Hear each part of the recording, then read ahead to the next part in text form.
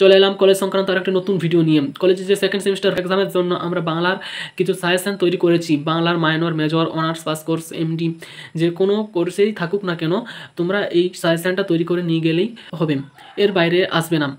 তো কাজেই ভিডিওটি খুব গুরুত্বপূর্ণ, তোমরা কেউ স্কিপ না করে পুরোটা দেখো, এবং যদি ভিডিও যদি ভালো লাগে তাহলে লাইক করো, আর আমাদের চ্যানেলে যারা নতুন হয়ে আছো অবশ্যই চ্যানেলটি সাবস্ক্রাইব করে বেল আইকনটি অন করে দাও।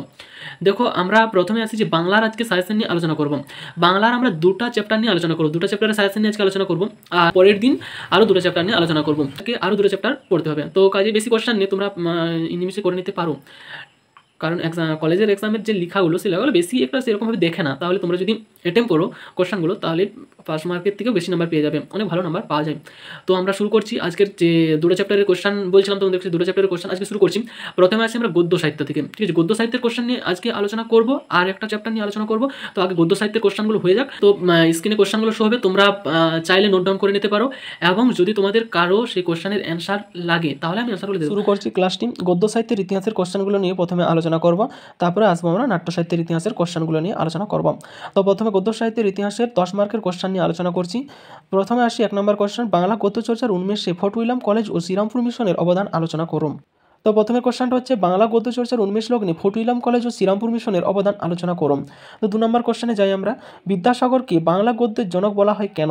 কেন তাকে বিদ্যাসাগরকে বাংলা গদ্যের জনক বলা হয় সেটি উদাহরণ দিয়ে বুঝিয়ে দিতে বলেছে, ঠিক আছে। এটাও 10 নম্বরের কোশ্চেন।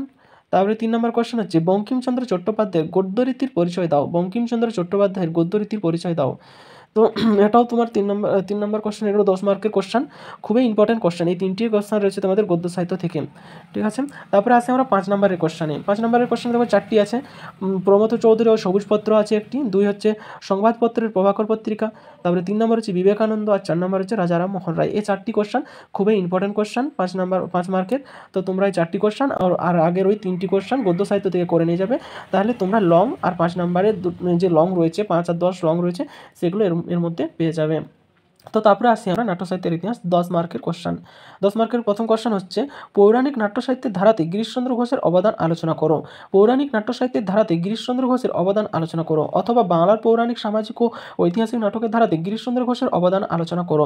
দেখো, অথবা কোশ্চেন আছে, দুটো কোশ্চেনে ভালো করে দেখে নেবে যে গিরিশচন্দ্র যে কোনো আসুক না কেন, তোমরা এই যে গিরিশচন্দ্র ঘোষের অবদান আলোচনা করো, এটা যদি তোমরা পড়ে নিয়ে যাও, যে কোনো কোশ্চেন আসুক না কেন তোমরা গিরিশচন্দ্র ঘোষের এই অবদানটা লিখে দিলেই হবে, ঠিক আছে। 2 নম্বর কোশ্চেন আছে, সামাজিক ও প্রহসন নাটকের ধারাতে দীনবন্ধু মিত্রের কৃতিত্ব আলোচনা করো। অথবা কোশ্চেন রয়েছে, নীলদর্পণ নাটকের গুরুত্ব লেখো। অথবা কোশ্চেন রয়েছে, নীলদর্পণ নাটকের গুরুত্ব লেখো। খুবই ইম্পর্টেন্ট কোশ্চেন, তোমরা ভালো করে পড়ে নিয়ে যাবে। তাহলে 3 নম্বর কোশ্চেন আসছে আমরা, ঐতিহাসিক নাটকের ধারাতে ডিএল রায়ের নাট্য প্রতিভা পরিচয় দাও। ঐতিহাসিক নাটকের ধারাতে ডিএল রায়ের নাট্য প্রতিভা পরিচয় দাও। তারপরে আমরা নাট্য সাহিত্যের ইতিহাসের 4 নম্বর কোশ্চেন আসি, গণনাটকের ধারাতে বিজন ভট্ট ও তুলসী লাহিড়ীর অবদান আলোচনা করো। গণনাটকের ধারাতে বিজন ভট্ট ও তুলসী লাহিড়ীর অবদান আলোচনা করো। এই 4টি কোশ্চেন নাট্য সাহিত্যের খুবই ইম্পর্টেন্ট কোশ্চেন, 10 মার্কের। এই নাট্য সাহিত্য থেকে 5 মার্কের কোনো কোশ্চেন সাজেস্টিভ করা হয়নি, কারণ অনেক কোশ্চেন আছে নাট্য সাহিত্যের, তো সাজেশন করা একটু মুশকিলই বটে।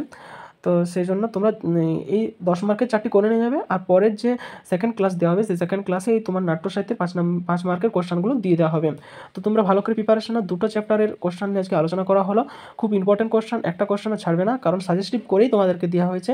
এর থেকে যদি কমিয়ে তোমরা করো তাহলে কিন্তু অসুবিধায় পড়বে তোমরা। তো এটাই ছিল আজকের ভিডিও। যদি তোমাদের ভিডিওটি হেল্পফুল মনে হয়, বা যদি তোমাদের ভিডিওটি যদি ভালো লেগে থাকে, তাহলে লাইক করো, এবং আমাদের চ্যানেলে যারা নতুন হয়েছে অবশ্যই চ্যানেলটি সাবস্ক্রাইব করে বেল আইকনটি অন করে আমাদের পাশে থাকো। আমরা তোমাদের সঙ্গে আছি। আর তো পরীক্ষার বেশি দেরি নেই, খুব তাড়াতাড়ি পরীক্ষার ডেট দিয়ে দেবে। এই মাসে আর পরীক্ষা হবে না আমাদের, পরের মাসে 5 তারিখ, তোমাদের 1 তারিখ থেকে 5 তারিখের মধ্যে পরীক্ষার ডেট বলা হবে। তো তোমরা ভালো করে প্রিপারেশন নাও, এই দুটো চ্যাপ্টার যদি করে নিয়ে যাও তাহলে 5 মার্ক উঠে যাবে, ঠিক আছে। ভালো থাকো।